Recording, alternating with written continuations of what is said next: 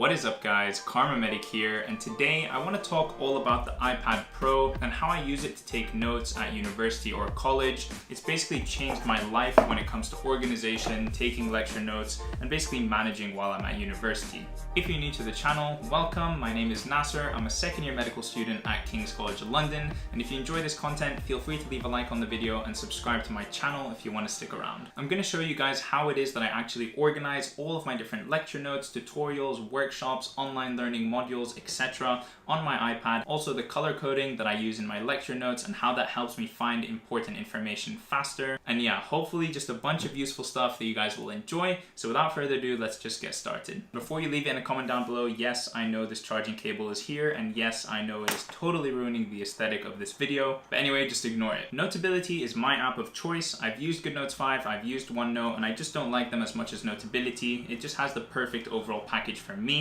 Alright, so let me move to the side so that you guys can see everything that I'm doing on screen. First things first, let's start off with what is over here on the left side of my screen. These are what are called dividers in Notability. So if you imagine you had a paper-based version of this notebook, you would have big folders or dividers, and then inside them you would have your different lecture notes or tutorial notes and things like that. So these bigger files over here are folders, kind of like this. So this folder over here is going to be for one subject, let's say. So for example, here it'll be for supporting life, or for inflammation, or for aging, etc., etc. And then within that folder, you're going to have all of your different lectures. Let's talk about aging specifically for a second. So once you've gone into that divider, you'll see here that I have all of my different subjects within that divider. So within the big topic of aging, we have the introductory week, then Parkinson's disease, muscles and bone in aging, the alimentary tract, cognitive impairment, nutrition, etc. And in each one of those smaller subjects, I have all of my individual lectures. So let's take Parkinson's disease, for example. Over here, you can see ELO1. So that stands for e-learning or online learning number 1. And here I have lecture 1 at the bottom. Whoops. Lecture 2, lecture 3, lecture 4. And so this is an easy way for me to organize all of the different lectures, tutorials, e-learning, workshops, whatever it is that I have for a specific subject. So for Parkinson's, for example, at a glance, I can quickly see that I have 4 lectures, 1 e-learning module, and then 1 workshop. This should actually be labeled W01. I've mislabeled that.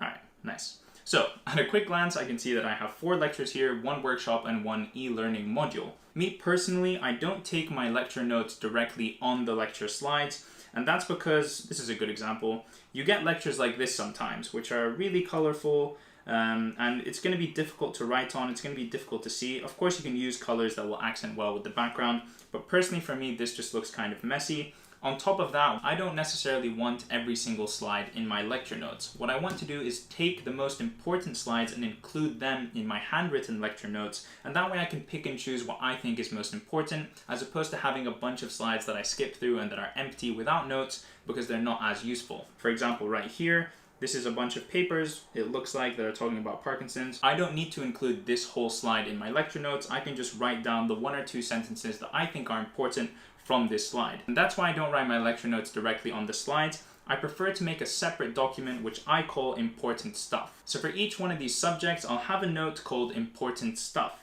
So for example, here we have important stuff, Parkinson's disease.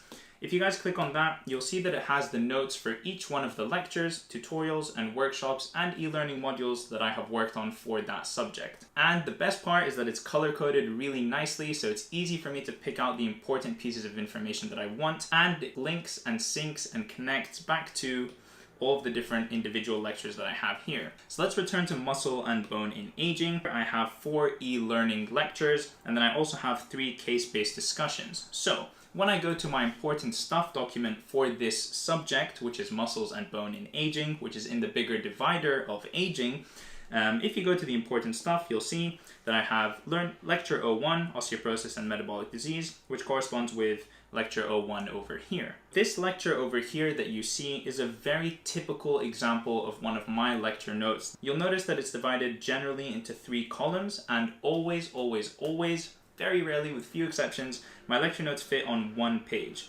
So this is where the page ends. If you can see this sort of thicker line over here. So all of my lecture notes for each lecture fit on one page. And that is very important to me because I remember things geographically or spatially on the page. So let's say, for example, that I was trying to remember this piece of information.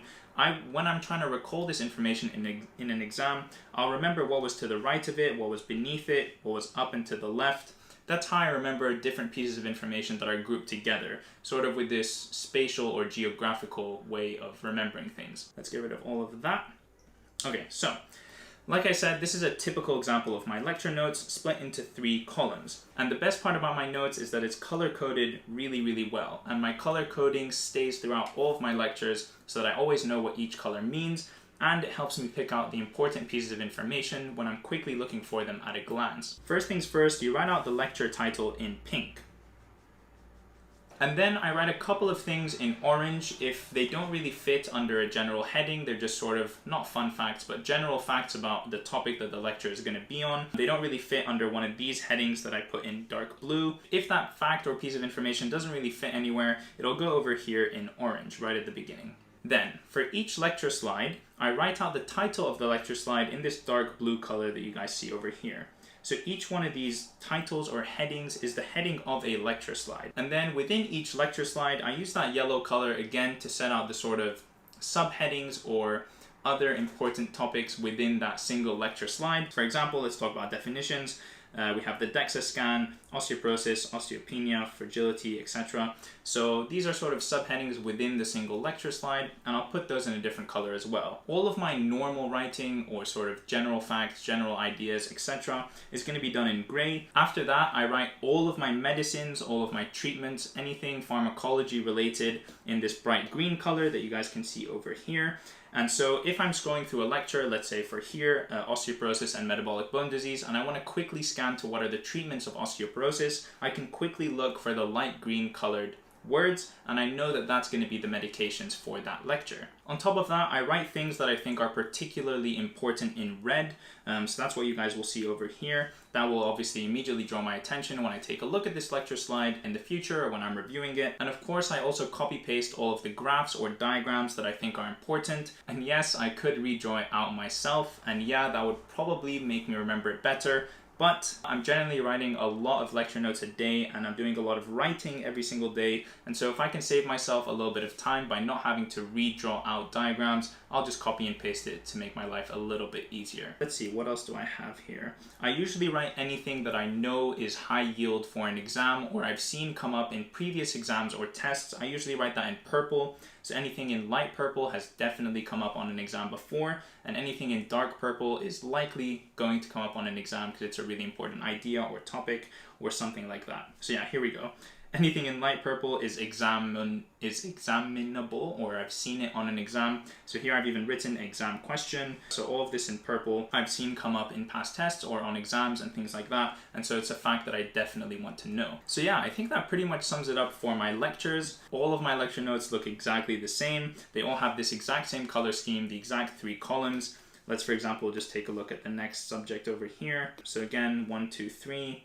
Here, 1, 2, 3. They all sort of work around the exact same color scheme, the exact same organization, and that helps me have continuity throughout my lectures, and it helps me immediately identify information that I know is important. Now, when it comes to revising for exams, I take those lecture notes that I've made and I condense them down into the absolutely most important information, the most clinically relevant information. If you don't know, I'm a second-year medical student at King's, and so most importantly for me from all of these lectures is the clinically focused and clinically relevant information. So for example, this is another series of lecture notes that I did. This one is on the pathogenesis of sepsis. And so after I've written my general lecture notes, which you guys will see here, when I'm reviewing this material for the exam, I will condense everything that I've written up there into the most important clinical information, and I will almost always do this in a yellow color. So for example, all of these lecture notes that you see up here has been condensed into just these few yellow notes over here. And that's sort of the most important, most high yield information that I can look at a glance. So for example, here again, we have hospital-acquired infections. Here are my 3 columns that I wrote for the normal lecture notes. And when I was reviewing this for my exam, I summarized it down into just this small amount of information that you guys see here, written in yellow. And so that way I take my notes, which are quite long, quite big, and I summarize them down into as little as possible. I also quickly want to mention that this iPad is just so valuable for things like tutorials as well. So let's take, for example, these case-based discussions over here. This is a printout that you would get handed in class, or you would have to print it out before you came to class.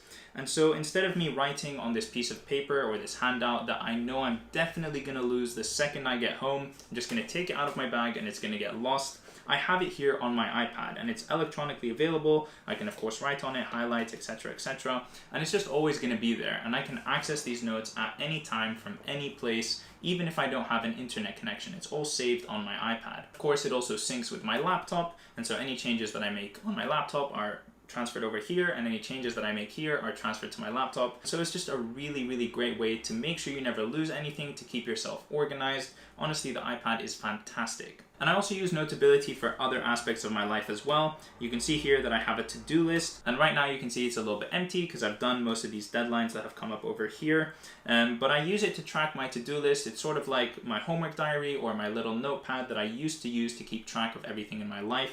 You know, things I have to do when I get home, administrative stuff, things for the house, etc. I just write it down on my iPad now instead of a piece of paper. I also use my iPad to keep track of my Karma Medic YouTube channel. So everything from video ideas to writing down on the iPad things that I want to put into videos, etc., etc., taking a look at my channel analytics and things like that. I use my iPad to keep track of basically everything in my life. Let's get this boy out of the way. In fact, I think it's turned off because it stopped recording. No battery power remains. Great, well, we'll see how much of a second angle you guys get in this video. Anyways guys, I think that covers everything that I wanted to talk about how I use my iPad to take notes in university. If you guys enjoyed this video or found it useful at all, definitely feel free to leave a like on the video. It really helps out the channel and I would appreciate it. If you haven't already, you can follow me on Instagram or subscribe to this channel to get even more content from me if you enjoyed this video that much. But anyways guys, that is it for me. I hope you've enjoyed this video and I will see you in the next one. Peace!